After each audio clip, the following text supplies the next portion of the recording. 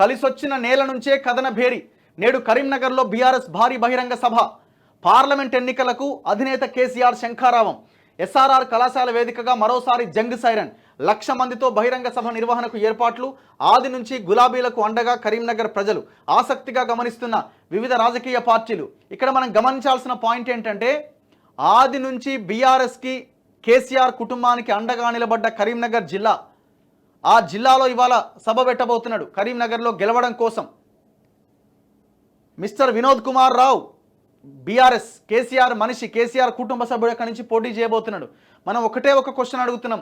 కరీంనగర్ జిల్లా ప్రజలు దీన్ని బలంగా ప్రజల్లోకి తీసుకెళ్లే ప్రయత్నం చేయండి. అందరికీ చెప్పే ప్రయత్నం చేయండి. కరీంనగర్ జిల్లా ప్రజలు కేసీఆర్ని ఆదుకుంటే అదే కేసీఆర్ మల్లన్న సాగర్ పేరుతో కరీంనగర్ జిల్లాని కనుమరుగు చేయడానికి మల్లన్న సాగర్ కట్టిండు. ఇది ఎట్లా అనేది నేను చాలా క్లియర్గా చాలా సందర్భాల్లో ఎక్స్ప్లెయిన్ చేసిన. మల్లన్న సాగర్, ఇది నేను చెప్తున్న మాట కాదు, మల్లన్న సాగర్ అనే రిజర్వాయర్ని భూకంప కేంద్రానికి కేంద్ర బిందువుగా భూకంపాలు వచ్చే భూకంప జోన్లో మల్లన్న సాగర్ కట్టిండు. ఇది నేను చెప్పట్లే, కాగ్ రిపోర్ట్ చెప్పింది, నేషనల్ జియోఫిజికల్ రీసెర్చ్ ఇన్స్టిట్యూషన్ చెప్పింది. ఆ ఎన్జిఆర్ఐ రిపోర్ట్కి ఆదేశించి రిపోర్ట్ రాకముందే మెగా కృష్ణారెడ్డికి 1,000 కోట్ల టెండర్లు పిలిచి డబ్బులు ఇచ్చేసి ఎన్జిఆర్ఐ రిపోర్ట్ వచ్చిన తర్వాత దాన్ని తొక్కిపెట్టి దాని మీద ఫర్దర్ ఇన్వెస్టిగేషన్ లేకుండా మొత్తం 50 టీఎంసీల మల్లన్న సాగర్ని కట్టేసిండు. తర్వాత దాని మీద పెద్ద చర్చ నడిచింది. మొన్న కాగ్ 259 పేజీల రిపోర్ట్లో చాలా స్పష్టంగా చెప్పింది, ఈ మల్లన్న సాగర్ వల్ల ఈ కుడలేరు వాగు వెంబడి అప్పర్ మానేరు మీదుగా కరీంనగర్ జిల్లా పరిసర ప్రాంతాల్లో ఉన్న లక్షలాది మంది ప్రజల జీవితాలతో కేసీఆర్ చెలగాటమాడిండు అని కాగ్ రిపోర్ట్ చాలా స్పష్టంగా చెప్పింది. కేసీఆర్ మీన్స్ గవర్నమెంట్, ఆనాటి గవర్నమెంట్. కనీసం ఎమర్జెన్సీ యాక్షన్ ప్లాన్ ఈఏపీ అంటారు దాన్ని. ఒకవేళ కనుక ఆ బ్యారేజీ కనుక ఆ కట్ట ఆ రిజర్వాయర్ కనుక తెగే పరిస్థితి వస్తే ఎలాంటి జాగ్రత్తలు పాటించాలి అన్న ఎమర్జెన్సీ యాక్షన్ ప్లాన్ని కూడా కనీసం అమలు చేయలే, దాన్ని కూడా పెట్టలే. అంటే ఏం చేద్దాం అనుకున్నాడు కరీంనగర్ జిల్లా ప్రజలని?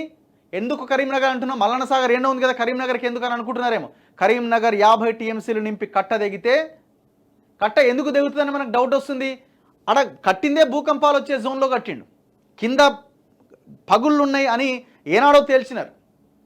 అది కాగ్ తన రిపోర్ట్లో బయటపెట్టింది. కాగ్ అంటే ఏదో ఆషామాషిగా ఇంట్లో కూర్చొని రాసేదో అదో ఇదో అపోజిషన్ పార్టీ లీడర్లు రాసేది కాదు. కంట్రోలర్ అండ్ ఆడిటర్ జనరల్ ఈ దేశంలోనే అత్యున్నతమైనటువంటి ఆడిటింగ్ రిపోర్ట్ ఇచ్చే సంస్థ అది. సో అలాంటి కాగ్ రిపోర్ట్లో చాలా క్లియర్గా ఈ మల్లన్న సాగర్ వల్ల ఆ పరిసర ప్రాంతాలకి పెనుముప్పు రాబోతున్నది ఒకవేళ 50 టీఎంసీలు నింపితే అన్నది. అందుకే మనం అన్నాం, దమ్ముంటే నీవు ఎలక్షన్లకు ముందు ఆ మల్లన్న సాగర్ నింపు అని. కరీంనగర్ జిల్లా ప్రజలారా, నియోజకవర్గ ప్రజలారా ఆలోచించండి, చెప్పులు చూపించండి. ఎందుకురా బాబు మమ్మల్ని చంపడానికి కట్టినవా మల్లన్న సాగర్ అని నిలదీసి అడగండి. సిగ్గు లేకుండా మీటింగ్ పెడతారట. నేను చాలా డీటెయిల్గా ఎక్స్ప్లెయిన్ చేసిన. మొత్తం ఆ కుడలేరు వాగు వెంబడి అప్పర్ మానేరు వరకు మొత్తం ఆ పరిసర ప్రాంతాలన్నీ కొన్ని నిమిషాల వ్యవధిలో గంటల వ్యవధిలో కొలాప్స్ అయిపోతాయి, మల్లన్న సాగర్ కట్ట తెగిపోతాయి. ఇప్పుడు ఏ ప్రభుత్వం కూడా అందులో 50 టీఎంసీలు నింపాలంటే భయపడాలా? మరి దీన్ని కాంగ్రెస్ వాళ్ళు మాట్లాడతలేరు కదా అంటే మాట్లాడరు. ఎందుకంటే మెగా కృష్ణారెడ్డి కదా కట్టింది. బీజేపీ వాళ్ళు మాట్లాడతలేరు కదా, మాట్లాడరు. వాళ్ళకి రాజకీయంగా ఉపయోగపడే అంశమైనా వాళ్ళు మాట్లాడరు. ఎందుకంటే అక్కడ మెగా కృష్ణారెడ్డి దాన్ని కట్టింది, ఎవరికి పైసలు ఇచ్చి మేనేజ్ చేసింది కదా, వీళ్ళు కూడా మాట్లాడరు. సో దయచేసి ప్రజలారా దీన్ని అర్థం చేసుకోండి. కరీంనగర్ జిల్లాకు వస్తున్న, కరీంనగర్ ప్రాంతానికి వస్తున్న కేసీఆర్ను చెప్పులతో స్వాగతం పలకండి, తప్పేం లేదు. ఎందుకంటే మన జీవితాలని మన ప్రాణాలనే పనంగా పెట్టినప్పుడు మనం చెప్పు చూపించడంలో తప్పేముంది? ఇది కాదని చెప్పానండి వాళ్ళని, పోనీ వాళ్ళని కాదని చెప్పానండి. కాగ్ రిపోర్ట్లో రాసిన అన్ని అంశాలు తప్పు అని చెప్పానండి. పోనీ మల్లన్న సాగర్ 50 టీఎంసీలు నింపి కరీంనగర్ జిల్లాని మొత్తం ప్రజలందరినీ సురక్షిత ప్రాంతాలకు తరలించి ఈ కుటుంబాన్ని డ్యామ్ మీద కట్టేద్దాం. రెడీగా ఉంటారేమో అడగమనండి.